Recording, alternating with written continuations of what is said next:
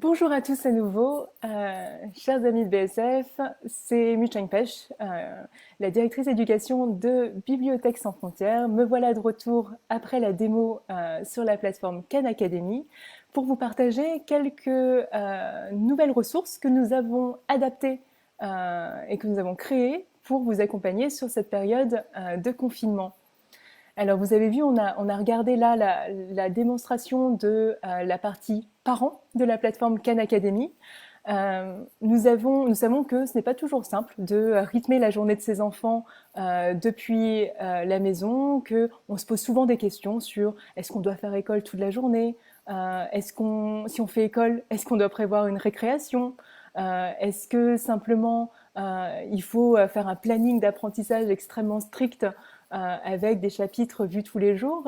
Alors, ce sont des questions qui d'abord sont extrêmement naturelles. Je pense que tous les parents se les sont posées et qu'il n'y a pas de réponse universelle. Et qu'en cette période de confinement, il va falloir qu'on bricole un petit peu et qu'on invente, qu'on soit créatif avec de nouvelles façons d'apprendre, de créer et d'explorer. C'est bien l'intention de notre live et de l'offre de service que nous vous proposons gratuitement sur toute cette période de confinement.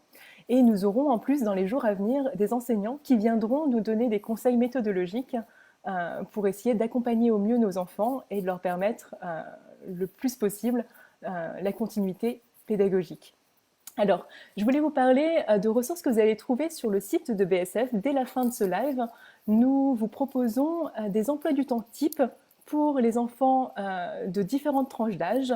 Par exemple, pour les enfants sur le premier cycle de l'école primaire, CP, CE1, CE2. Ensuite, pour les enfants qui sont plutôt en fin d'école primaire, du CM2 du CM1 au CM2. Pour les collégiens qui préparent le brevet, c'est-à-dire les troisièmes, et pour les lycéens et ceux qui préparent le bac. Donc vous allez retrouver sur notre page quelques emplois du temps type avec des propositions de découpage horaire. Par exemple, on vous conseille pour des enfants qui sont très jeunes, qui ont 6-7 ans, de plutôt tabler sur 2-3 heures d'apprentissage par jour, avec des pauses, des alternances entre des activités plutôt éducatives, des activités plutôt ludiques, des activités culturelles aussi. Il y a un certain nombre de nos partenaires qui ont ouvert leur plateforme de façon gratuite pour le grand public depuis la fermeture des écoles. Donc n'hésitez surtout pas à venir sur notre page Bibliothèques sans frontières sur Facebook ou à vous inscrire à notre newsletter. Nous vous enverrons des informations sur toutes ces ressources. J'aimerais vous en partager une aujourd'hui, qui est la bibliothèque de Moby10. Moby10, c'est une entreprise française qui a numérisé des ouvrages scolaires, mais aussi des ouvrages de littérature jeunesse avec un dispositif assez spécial qui permet d'aider les enfants à apprendre à lire. Alors ça a été créé à la base pour les enfants qui ont des troubles de la lecture ou de l'apprentissage, les enfants qui sont dyslexiques, qui sont dyspraxiques, mais en réalité, les fonctionnalités de la plateforme sont extrêmement utiles pour tous les enfants.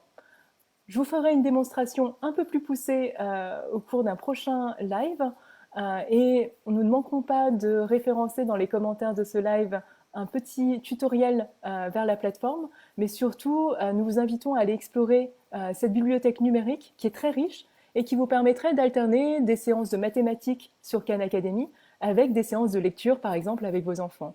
Vous y retrouverez vraiment les classiques de la littérature jeunesse, le buveur d'encre, etc. Et ça permet aussi de rythmer un peu la journée et puis peut-être de profiter de cette période de confinement pour redécouvrir des grands classiques en famille et à partager un moment culturel avec vos enfants. Je vous remercie en tout cas pour ce live, d'avoir été à nos côtés.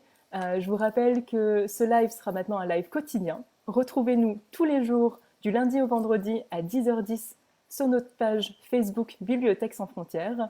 Demain, nous accueillons Bénédicte Assonia, qui est une enseignante en école élémentaire à Évreux et qui viendra nous donner des conseils sur la façon de rythmer la journée de son enfant à la maison. Et vous nous retrouverez également demain en fin d'après-midi à 17h30 avec une conférence du chercheur et de l'historien Patrick Veil sur le traité de Versailles. Ça devrait aider les lycéens et les collégiens à préparer le brevet et le bac d'histoire. Et on espère aussi, ça aidera les curieux à ouvrir de nouveaux horizons en cette période de confinement. Je vous remercie en tout cas d'avoir assisté à ce live. Je suis ravie qu'on puisse porter cette initiative et je vous souhaite à tous une très belle journée. N'hésitez surtout pas à nous contacter sur Messenger ou sur notre page Bibliothèque sans frontières où il y a un formulaire dédié à vos questions sur Khan Academy et les voyageurs du numérique dont je vous parlerai une prochaine fois.